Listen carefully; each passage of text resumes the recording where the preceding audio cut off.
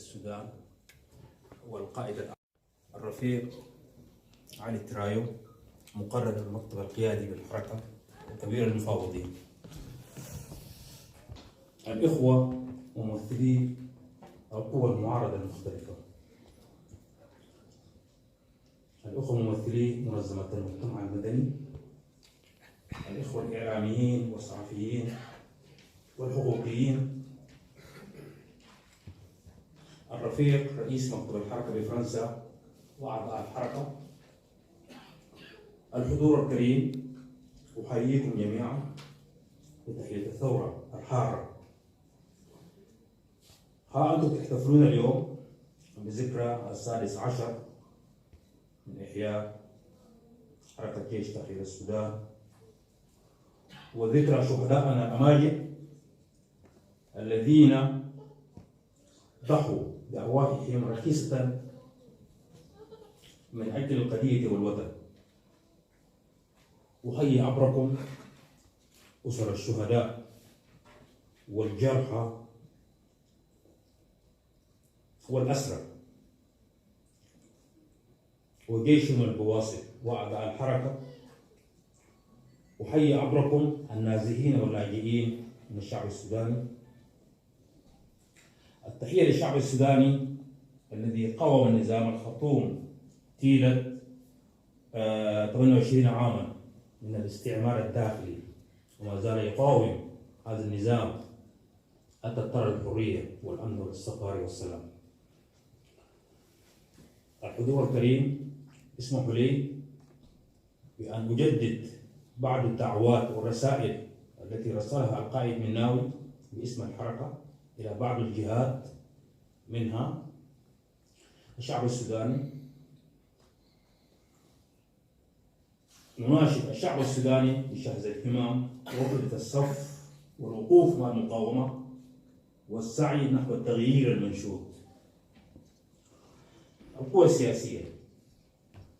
السياسية المعارضة ومنظمات المجتمع المدني، فإن الحركة تؤكد بوقوفها ودعمها وتجدد التزاماتها مع القوى السياسية ومنظمات المجتمع المدني للسعي نحو التغيير المنشود والوقوف بصف واحد مع الشعب السوداني.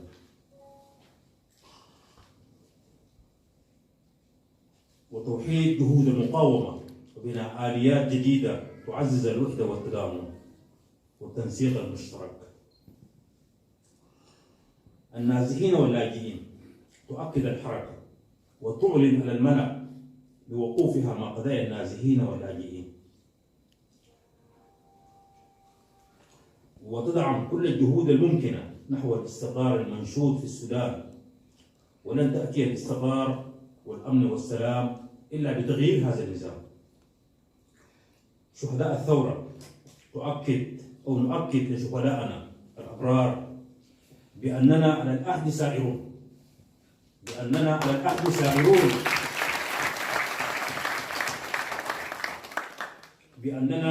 سائرون، ولن نحيد عن الثورة بأي حال من الأحوال، إما تحقيق الأهداف أو الموت من دونه. المجتمع الدولي نقلت أو كشفت تقارير الأمم المتحدة ومنظماتها، منظمات حقوق الإنسان، بأن حقوق الإنسان في السودان ما زال في الدرك الأسفل منها، وقضايا طلاب دارفور في جامعة بخترودة ليست بعيدة عن الأعيان. الانتهاكات من القتل والعنف والاغتصاب والنهب والسلب المستمرة. الوضع الإنساني سيء للغاية، لذا نطلب من المجتمع الدولي المزيد من الضغط وفرض العقوبات على حكومة الإنقاذ ومحاكمة مجرمي الحرب وجريمة الإنسانية.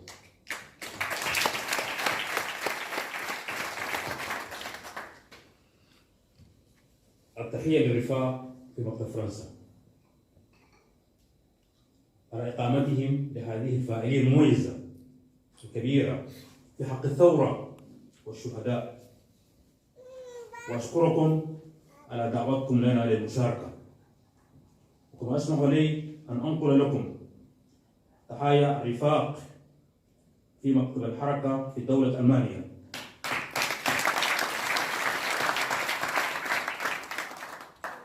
أكرر لكم جميعا السلام والترحاب. السلام عليكم ورحمة الله.